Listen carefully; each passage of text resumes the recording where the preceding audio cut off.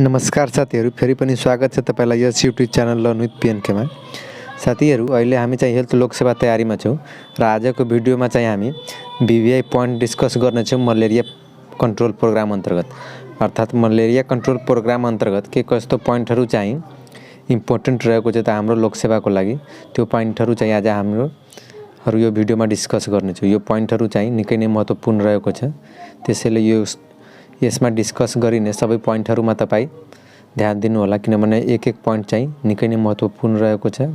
यसलाई तपाई golden point पनि भन्न सक्नुहुन्छ। साथीहरु, यस्तै खालको यदि तपाई नोट चाहनुहुन्छ भने कृपया च्यानलको चाहिँ वेबसाइट पनि रहेको छ हाम्रो, त्यहाँ भिजिट गर्नु होला। त्यसको लिंक चाहिँ म डिस्क्रिप्सनमा दिइहाल्छु, त्यहाँ गएर तपाई फलो गर्न सक्नुहुन्छ वेबसाइटलाई। learnwithpnk.blogspot.com भनेर रहेको छ। त्यहाँबाट तपाई नोटहरु कपी गर्न सक्नुहुन्छ, लोकसेवा सम्बन्धी नोटहरु। यो नोट पनि म त्यहाँ हाल्दिन्छु, त्यहाँ गएर तपाई कपी गर्न सक्नुहुन्छ। अब चाहिँ हामी भिडियो तर्फ लाग्छौं साथीहरु। यहाँ तपाईले हेर्न सक्नुहुन्छ मलेरिया कन्ट्रोल प्रोग्राम। यसमा हाम्रो सबभन्दा पहिलो बीबीआई पोइन्ट्स रहेको छ, malaria program is a control program. अर्थात यदि एमसीक्यू मा सोध्यो कि मलेरिया कस्तो खालको प्रोग्राम हो मलेरिया प्रोग्राम, त्यस्तो अवस्थामा बुझ्नु पर्छ कि यो कन्ट्रोल प्रोग्राम हो भनेर। Malaria program is a control program भनेर। त्यस्तै यसमा हाम्रो नेक्स्ट बीबीआई पोइन्ट रहेको छ, malaria is a priority 1 public health program of MOHP. अर्थात मलेरिया चाहिँ most priority public health program रहेको छ मिनिस्ट्री अफ हेल्थ अन्तर्गत। अर्थात मिनिस्ट्री अफ हेल्थ अन्तर्गतको पर्ने प्रोग्रामहरु मध्ये प्रायोरिटी 1 प्रोग्राम चाहिँ मलेरिया रहेको छ, मलेरिया कन्ट्रोल प्रोग्राम रहेको छ र यो चाहिँ प्रायोरिटी 1 पब्लिक हेल्थ प्रोग्राम रहेको छ भनेर बुझ्नु पर्छ। त्यस्तै नेक्स्ट हाम्रो यसमा बीबीआई पोइन्ट रहेको छ, approximately 43.3% of population is at risk of malaria. यदि नेपालको कुरा गर्ने हो भने नेपालको कन्टेक्स्टमा चाहिँ 43.3% पपुलेसन अर्थात टोटल पपुलेसनको 43.3% चाहिँ मलेरियाको रिस्कमा रहेको छ। नेपालको population 43.3% of population is at risk of malaria भनेर बुझ्नु पर्छ हामीले। त्यस्तै नेक्स्ट हाम्रो बीबीआई रहेको छ यसमा, world malaria day is celebrated on 25 April. अर्थात अप्रिलको हरेक वर्षको अप्रिल 25 तारिकका दिन चाहिँ वर्ल्ड मलेरिया डे भनेर मनाइन्छ। World malaria day April 25। त्यस्तै नेक्स्ट यसमा हाम्रो बीबीआई रहेको छ, world mosquito day is celebrated on August 20। अर्थात अगस्तको 20 तारिकको दिन चाहिँ वर्ल्ड मस्किटो डे मनाइन्छ भनेर बुझ्नु पर्छ। त्यस्तै नेक्स्ट हाम्रो रहेको छ बीबीआई पोइन्ट्स यसमा, 1 LLIN पर 2 पर्सन एभ्री 3 इयर। अर्थात यो LLIN को फुल फर्म अहिले हामी तल हेर्न छौं के छ भनेर। तबसम्म तपाईलाई थाहा छ भने कृपया कमेन्ट गर्नु होला तल कि यसको के फुल फर्म रहेको छ। र यसमा के भन्दै छ भने 1 LLIN बराबर, यहाँ भन्दै छ कि 1 LLIN पर 2 पर्सन। अर्थात एउटा LLIN चाहिँ दुईवटा मान्छेको लागि उपयोगी हुन्छ र यो चाहिँ 3 वर्षको समयलाई यो काम गर्छ LLIN भनेर। यसको फुल फर्म तपाई तल कमेन्ट गर्नु होला, मैले एकछिनमा भन्ने छु यसको फुल फर्म। 1 LLIN अर्थात एउटा LLIN चाहिँ दुईवटा मान्छेको लागि काम लाग्छ र यो 3 वर्षसम्मको लागि काम लाग्छ भनेर हामीले बुझ्नु पर्छ। त्यस्तै नेक्स्ट यसमा हाम्रो रहेको छ मलेरिया कन्ट्रोल भनेर के बुझिन्छ। अर्थात मलेरिया कन्ट्रोल भन्नाले तपाई के बुझ्नुहुन्छ, त्यस्तो अवस्थामा के भन्दै छ भने यहाँ reducing the disease burden to the level at to which it is no longer a public health program. अघि नै हामीले डिस्कस गर्यौं कि मलेरिया चाहिँ प्रायोरिटी 1 पब्लिक हेल्थ प्रोग्राम रहेको छ र यदि त्यसको केसमा, यदि मलेरिया कन्ट्रोलको केसमा चाहिँ हामीले यदि मलेरियाको केसलाई चाहिँ हामी यति कम गर्दिन्छौं कि त्यो चाहिँ एउटा पब्लिक प्रब्लम रहँदैन, त्यस्तो अवस्थालाई चाहिँ हामी मलेरिया कन्ट्रोल भएको छ भनेर बुझ्नु पर्छ। यहाँ सिधै भन्दै छ कि reducing the disease burden to a level at which it is no longer a public health program. हामी मलेरियाको केसलाई यति कम गर्दिन्छौं कि त्यति बेलासम्म चाहिँ यो मलेरिया चाहिँ एउटा पब्लिक हेल्थ प्रोग्रामको रूपमा चिनिदैन। अर्थात त्यो त्यति बेलासम्म त्यो पब्लिक हेल्थ प्रोग्राम रहँदैन, त्यस्तो अवस्थालाई हामी मलेरिया कन्ट्रोल भएको छ भनेर बुझ्नु पर्छ। त्यस्तै यसमा नेक्स्ट रहेको चाहिँ हाम्रो मलेरिया इलिमिनेसन भनेर। अर्थात मलेरिया इलिमिनेसन भनेर कुन अवस्थालाई हामी भन्छौं, यसमा के भनिन्छ भने interrupting local mosquito borne malarial transmission is in defined geographical area अर्थात कुनै यस्तो जियोग्राफिकल एरिया जहाँ चाहिँ यो मलेरियाको ट्रान्समिसन धेरै भइरहेछ, लोकली रूपमा धेरै ट्रान्समिसन भइरहेछ, त्यस्तो ठाउँमा त्यस्तो एरियामा यदि हामी लोकल ट्रान्समिसनलाई इन्टरप्ट गर्यो अर्थात लोकल ट्रान्समिसन हुन दिनबाट रोक्यो भने त्यस्तो अवस्थालाई चाहिँ हामी मलेरिया इलिमिनेट भएको भन्न सक्छौँ अर्थात मलेरिया इलिमिनेसन भएको भनेर भन्न सक्छौँ। यहाँ हामी लोकल ट्रान्समिसनलाई मात्र इन्टरप्ट गर्थ्यौँ, तर यसमा चाहिँ इम्पोर्ट हुन सक्छ र त्यसको लागि चाहिँ हामीले कन्टिन्युअस रूपमा चाहिँ इन्टरभेन्सन जाँच पडताल गरिराख्नु पर्छ कि वास्तवमा लोकल इन्टरप्सन भएको छ कि छैन भनेर। लोकल इन्टरप्सन भयो भने लोकली ट्रान्समिसन चाहिँ हामीले बन्द गर्न सक्यो भने, रोकिन सक्यो भने त्यस्तो अवस्थालाई हामी मलेरिया इलिमिनेसन भनेर भन्न सक्छौँ, बुझ्न सक्छौँ। त्यस्तै नेक्स्ट यसमा रहेको छ मलेरिया इराडिकेसन अर्थात कस्तो अवस्थालाई चाहिँ हामी मलेरिया इराडिकेट भएको छ भनेर बुझ्ने। Permanent reduction to zero of the world wide incidence of malaria infection अर्थात विश्वव्यापी रूपमा यदि मलेरियाको ट्रान्समिसन या मलेरियाको केस यदि हामीले जिरो पुर्याउन सक्यो भने अर्थात एकदमै रूपमा शाखा पार्न सक्यो भने त्यस्तो अवस्थालाई चाहिँ हामी मलेरिया इराडिकेट भएको छ भनेर भन्न सक्छौँ। अर्थात सिम्पली चाहिँ मलेरिया इराडिकेसन भनेको चाहिँ zero case in the whole world, पुरा विश्वभरिमा यदि जिरो केस छ भने, कुनै केस छैन भने त्यस्तो अवस्थालाई हामी मलेरिया इराडिकेसन बुझ्न सक्छौँ। यसमा अब हामी चाहिँ इम्पोर्टेन्ट डेटहरूको कुरा गर्छौँ अर्थात मलेरिया कन्ट्रोल प्रोग्राम अन्तर्गत के कस्तो डेटहरू हाम्रो इम्पोर्टेन्ट रहेको छ, भिभिआई रहेको छ त। यसमा सर्वप्रथम हामी कुरा गरौँ 1954 एडीको 1994 AD malaria control project began in Nepal अर्थात मलेरिया कन्ट्रोल प्रोजेक्ट कहिले सुरु भएको हो भने 1994 मा with the help support of USAID को सपोर्टमा चाहिँ यो चाहिँ अमेरिकन अर्गनाइजेसन हो र यसको सपोर्टमा चाहिँ मलेरिया कन्ट्रोल प्रोजेक्ट सुरु भएको हो 1954 मा र पछि चाहिँ युएसओएम भन्नेले चाहिँ सपोर्ट पनि गरेको यसलाई। मलेरिया कन्ट्रोल प्रोजेक्टलाई चाहिँ युएसएआइडी को सपोर्टमा सुरु गरिएको र पछि यसलाई चाहिँ युएसओएम भनेर अर्गनाइजेसनले पनि यसलाई सपोर्ट गरेको हो र यो चाहिँ कन्ट्रोल प्रोजेक्ट रहेको छ। साथीहरु ध्यान दिनु होला, यो कन्ट्रोल प्रोग्राम हैन, यो कन्ट्रोल प्रोजेक्ट हो। प्रोजेक्ट र प्रोग्राममा फरक हुन्छ। त्यसैले मलेरियाको कन्टेक्स्टमा चाहिँ सबैभन्दा पहिलो चोटि सुरु हुने कार्यक्रम भनेको चाहिँ मलेरिया कन्ट्रोल प्रोजेक्ट हो, त्यो पनि 1954 मा। त्यस्तै नेक्स्ट हाम्रो इम्पोर्टेन्ट डेट रहेको छ 1958 भनेर 1998 AD national malaria eradication program अर्थात नेशनल मलेरिया इराडिकेसन प्रोग्राम चाहिँ 1958 मा सुरुवात भएको हो। The first national public health program र यो मलेरिया इराडिकेसन प्रोग्राम चाहिँ नेपालको सबैभन्दा पहिलो नेशनल पब्लिक हेल्थ प्रोग्राम रहेको छ र यो धेरै चोटि सोधेको क्वेशन हो साथीहरु। म्याक्सिमम चोटि सोधेको क्वेशन हो यो कि फर्स्ट पब्लिक हेल्थ प्रोग्राम कुन हो, नेपालको फर्स्ट पब्लिक हेल्थ प्रोग्राम कुन हो भनेर सोधेको क्वेशन हो। त्यस्तो अवस्थामा हामीले मलेरिया इराडिकेसन प्रोग्राम भनेर बुझ्नुपर्छ। साथीहरु कहिलेकाहीँ चाहिँ अप्सनमा यो मलेरिया इराडिकेसन प्रोग्राम नदिएर चाहिँ कन्ट्रोल प्रोग्राम या कन्ट्रोल प्रोजेक्ट भनेर दिइरहेको हुन्छ, कन्ट्रोल प्रोजेक्ट भनेर। त्यस्तो अवस्थामा हामीले कन्ट्रोल प्रोजेक्ट लाउन सक्छौं यदि इराडिकेसन प्रोग्राम छैन भने। तपाई पास्ट क्वेशन हेर्नुभयो भने दुई चोटि यो क्वेशन सोधेको रहेछ तर दुवैमा अप्सन फरक दिएको रहेछ। एउटामा मलेरिया इराडिकेसन नै भनेर दिएको थियो र एउटामा कन्ट्रोल प्रोजेक्ट भनेर दिएको थियो। यदि इराडिकेसन छ भने हामीले स्योर हुनुपर्छ कि यो फर्स्ट पब्लिक हेल्थ प्रोग्राम र रियलमा यो नै हो, मलेरिया इराडिकेसन नै फर्स्ट पब्लिक हेल्थ प्रोग्राम रहेको छ। र बाइ चान्स कुनै अवस्थामा यदि छैन भने मलेरिया इराडिकेसन दिएको छैन भने हामी मलेरिया कन्ट्रोल प्रोजेक्ट भनेर बुझ्न सक्छौं किनभने यो चाहिँ फर्स्ट पब्लिक हेल्थ प्रोग्राम अन्तर्गत पर्छ। त्यस्तै नेक्स्ट यसमा हाम्रो इम्पोर्टेन्ट डेट रहेको छ 1978 malaria eradication program change to malaria control program अर्थात मलेरियालाई चाहिँ इराडिकेट गर्न धेरै गाह्रो भएकोले गर्दा चाहिँ 1978 मा चाहिँ यो इराडिकेसन हटाएर त्यसलाई चाहिँ कन्ट्रोल प्रोग्राममा कन्भर्ट गरिएको हो। 1954 मा चाहिँ कन्ट्रोल प्रोजेक्ट थियो भने 1978 मा चाहिँ कन्ट्रोल प्रोग्राम सुरुवात भएको हो। इराडिकेसनलाई चेन्ज गरेर कन्ट्रोल प्रोग्राममा कन्भर्ट गरिएको हो। त्यस्तै नेक्स्ट हाम्रो इम्पोर्टेन्ट रहेको छ यसमा भिभिआई डेटमा 1998 भनेर 1998 AD roll back malaria initiative launch by WHO अर्थात आरबीएम रोल ब्याक मलेरियाको चाहिँ सुरुवात भएको हो नेपालमा, त्यो पनि डब्ल्युएचओ को सहयोगमा।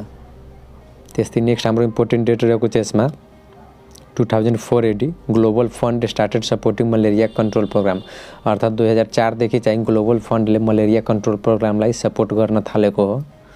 त्यस्तै नेक्स्ट भिभिआई डेट रहेको छ हाम्रो 2005 एडी भनेर लङ लास्टिङ इन्सेक्टिसाइडल ट्रिटेड नेट अर्थात् LLIN भनेर अघि हामीले कुरा गरेको थियौँ LLIN भनेर। यसको फुल फर्म तपाईँलाई कतिको थाहा थियो कतिलाई थाहा थिएन त्यो कमेन्ट गर्नु होला। त्यसको फुल फर्म यहाँ रहेको छ हाम्रो लङ लास्टिङ इन्सेक्टिसाइडल ट्रिटेड नेट अर्थात् पहिले चाहिँ यो सुपा नेटको नामले धेरै प्रख्यात थियो। अर्थात् यो चाहिँ झुल हुन्छ एक प्रकारको जसमा चाहिँ इन्सेक्टिसाइडद्वारा ट्रिट गरिएको हुन्छ अर्थात् त्यसमा इन्सेक्टिसाइड चाहिँ मिसाइएको हुन्छ त्यो झुलमा, जसको कारणले गर्दा चाहिँ यो मलेरिया सार्ने जुन मच्छरहरू हुन्छ मस्किटो हुन्छ त्यो चाहिँ झुलभित्र नपसोस् भनेर यसलाई चाहिँ लङ लास्टिङ इन्सेक्टिसाइडल ट्रिटेड नेट भनिन्छ।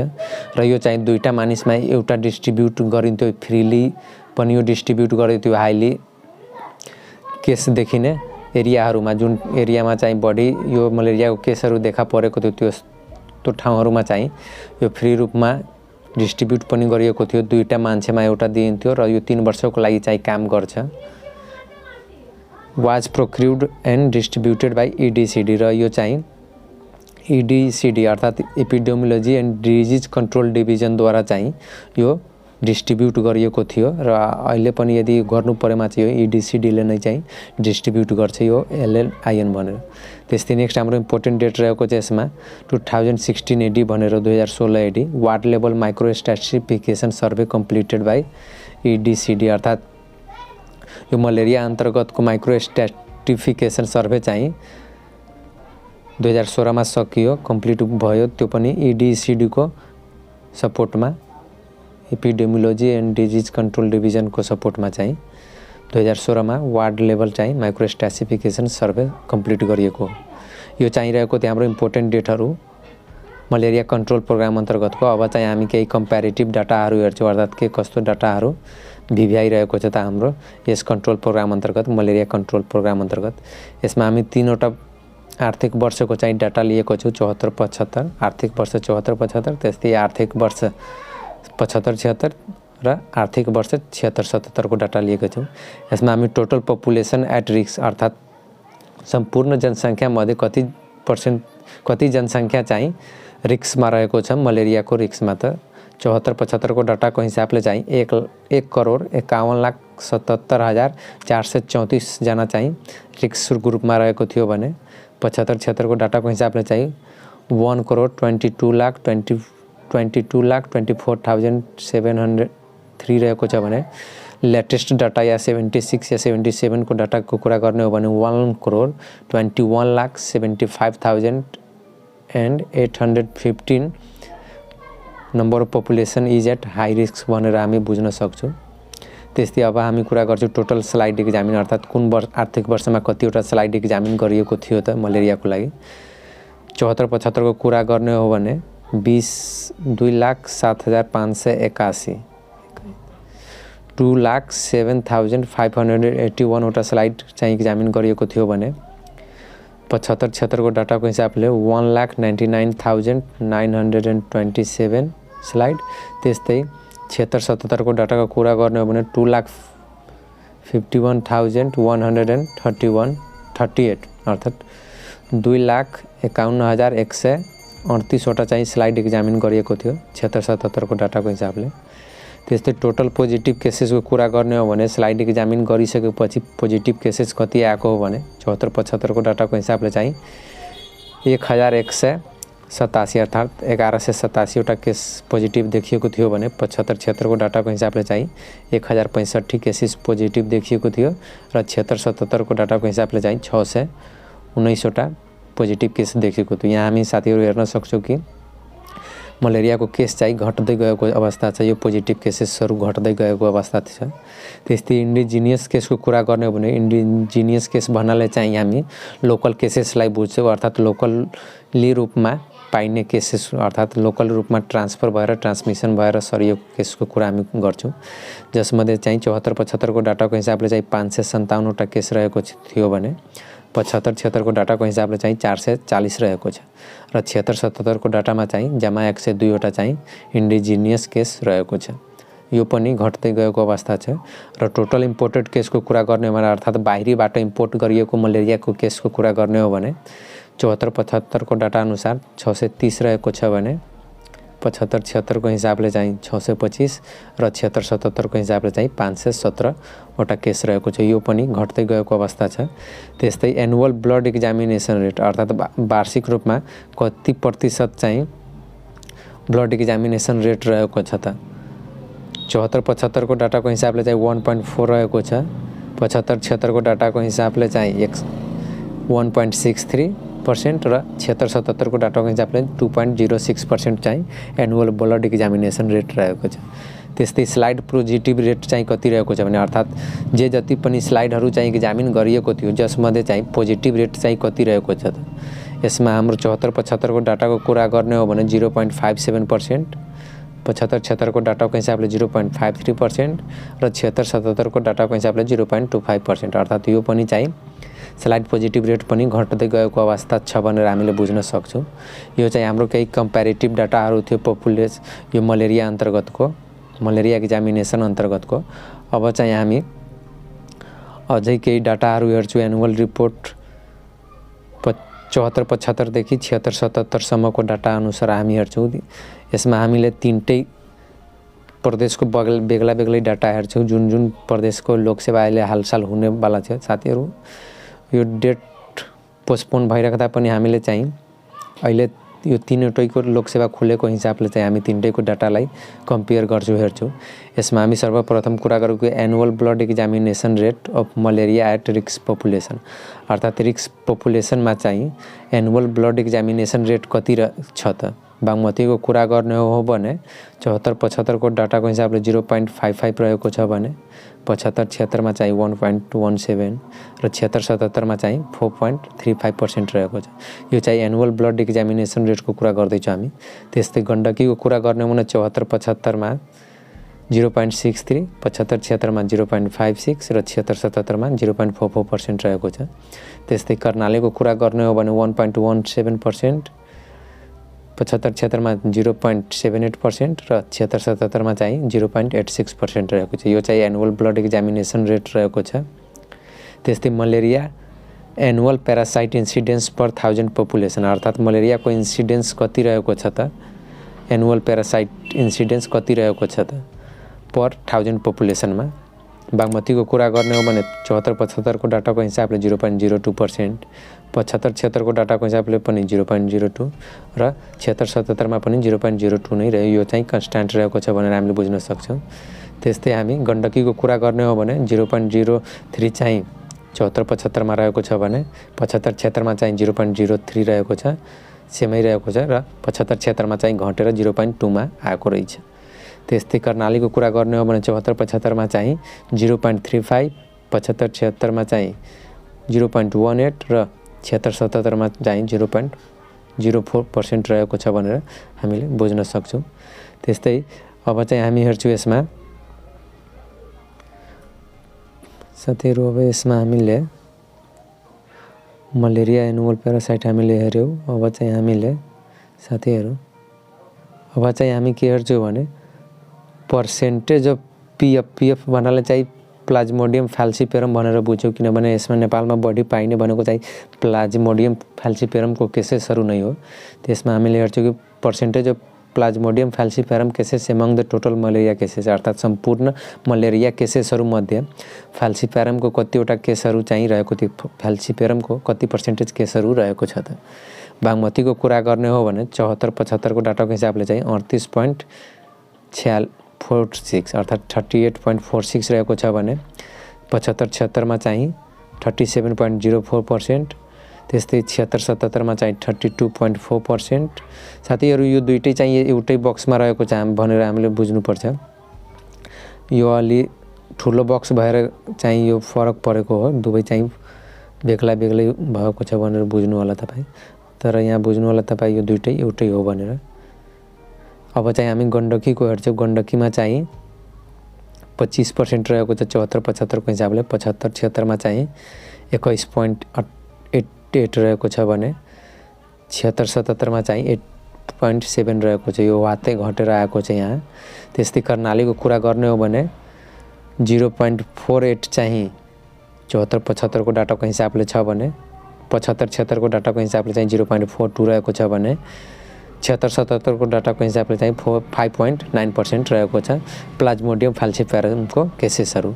त्यस्तै नेक्स्ट हामी हेर्छौँ percentage of imported case among positive cases of malaria, अर्थात् जे जति पनि पोजिटिभ केसेसहरू छ त्यो मध्ये चाहिँ कति % केसेसहरू चाहिँ इम्पोर्ट भएको छ भनेर। बागमतीको कुरा गर्ने हो भने 74-75 को हिसाबले चाहिँ 92.31%, 75-76 मा चाहिँ 85.19, 76-77 मा 86.5। त्यस्तै गण्डकीको कुरा गर्ने हो भने 74-75 को हिसाबले 66.67, 75-76 को हिसाबले 96.88 र 76-77 को डाटाको कुरा गर्ने भने 100% केसेसहरू चाहिँ इम्पोर्टेन्ट केस रहेको छ। यो चाहिँ गण्डकीको डाटा रहेको छ। त्यस्तै कर्णालीको डाटाको कुरा गर्ने हो भने 74-75 को डाटाको हिसाबले चाहिँ 21.9%, 75-76 को डाटाको हिसाबले चाहिँ 17.23, त्यस्तै 76-77 को डाटाको हिसाबले चाहिँ 72.5% केसेस, अर्थात् म्याक्सिमम केसेसहरू चाहिँ इम्पोर्टेड केस रहेको छ भनेर हामीले बुझ्नुपर्छ। त्यस्तै स्लाइड पोजिटिभ रेट अफ मलेरियाको कुरा गर्ने हो भने यो चाहिँ बागमतीको 74-75 को डाटा अनुसार 0.27 रहेको छ भने 75-76 मा चाहिँ 0.13, त्यस्तै 76-77 मा चाहिँ 0.05 रहेको छ।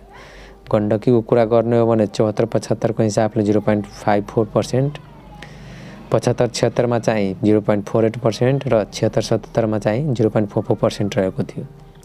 त्यस्तै कर्णालीको कुरा गर्ने हो भने 74-75 को हिसाबले 2.9%, त्यस्तै 75-76 को चाहिँ 2.35%, त्यस्तै 76-77 को कुरा गर्ने हो भने 0.46% चाहिँ स्लाइड पोजिटिभ रेट रहेको छ मलेरियाको।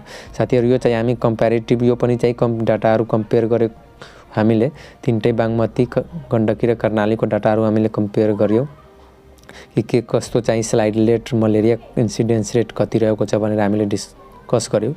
अब चाहिँ अझै हामी यस मध्ये चाहिँ आउने भिभिआई पोइन्ट हेर्दैछु।